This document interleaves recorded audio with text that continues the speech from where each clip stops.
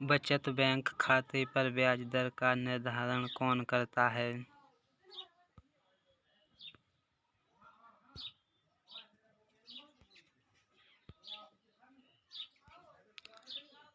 कई बार हम बैंकिंग परिचालनों में CBS शब्द पढ़ते हैं। इस शब्द CBS में C अक्षर का पूर्ण रूप क्या है?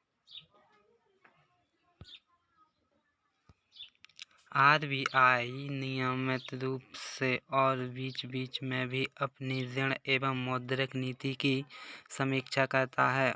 इसका उद्देश्य क्या है?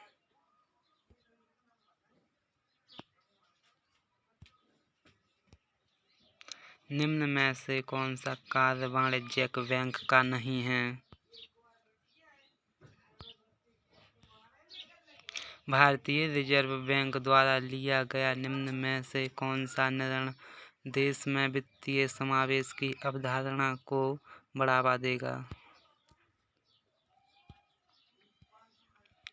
राष्ट्रीय शेयर बाजार पर शुरू किए गए नए म्यूचुअल फंड प्लेटफॉर्म पर सूचीबद्ध पहला म्यूचुअल फंड निम्नलिखित में से कौन सा था? निम्नलिखित में से कौन सा एक प्राइवेट सेक्टर का बैंक है? वीजा द्वारा भारत में कब पहला क्रेडिट कार्ड शुरू किया गया? देश का पहला गोल्ड कार्ड वीजा द्वारा कब शुरू किया गया? निजी ऋण पर्सनल लोन कितना दिया जा सकता है?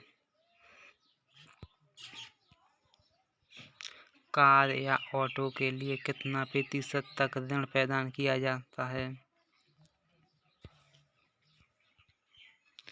जैसा कि हम सभी जानते हैं, बैंकों की आय का प्रमुख स्रोत पैसा उधार देना, ऋण उपलब्ध कराना और उस पर ब्याज कमाना है। सामान्य परिस्थितियों में ऋण की मांग मुख्यतः निम्न में से किस क्षेत्र से आती है? व्यक्ति ऋण, प्राथमिकता प्राप्त क्षेत्र के आधार एवं बेल आउट पेज, परियोजना वित्त।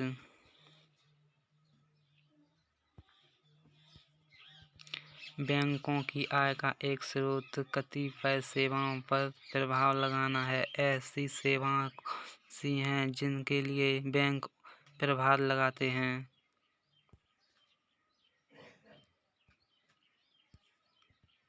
कई बैंकों ने अपनी सहायक कंपनियां आरंभ की हैं जो उनके संपूर्ण स्वामित्व में हैं। बैंक सामान्यतः सहायक कंपनियां निम्न में से किस व्यवसाय के लिए बनते हैं?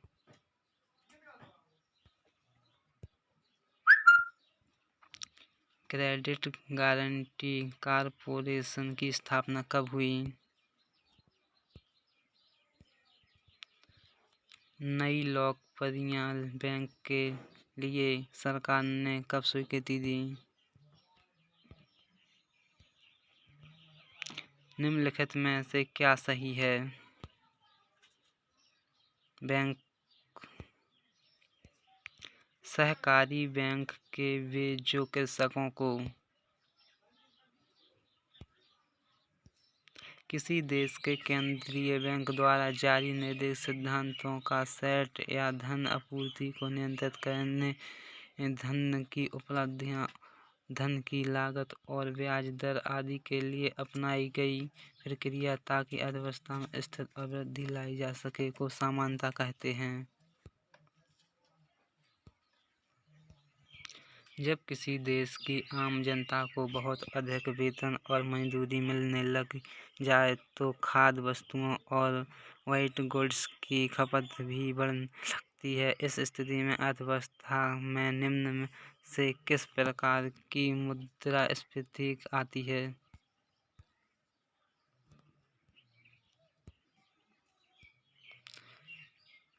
किस आयोग ने भारत में 1926 ईस्वी में प्रचलित मौद्रिक एवं साख प्रणाली में सुधार की आवश्यकता को स्पष्ट करते हुए एक केंद्रीय बैंक की स्थापना करने का सुझाव दिया?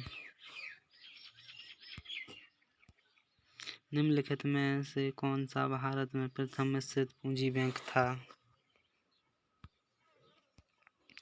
निम्नलिखित में से कौन सुमेलित नहीं है? निम्नलिखित में से कौन सा बैंक उसके राष्ट्रीयकरण वर्ष से सुमेलित नहीं है? जैसा कि हम लोग हर रोज देखते हैं, बहुत से भारतीय बैंक में विभिन्न देशों में अपनी शाखाएं कार्यालय खोलने की कड़ी प्रतियोगिता है। यदि बैंक विदेश में शाखाएं खोलते हैं तो भारतीय अर्थव्यवस्था को क्या लाभ होगा?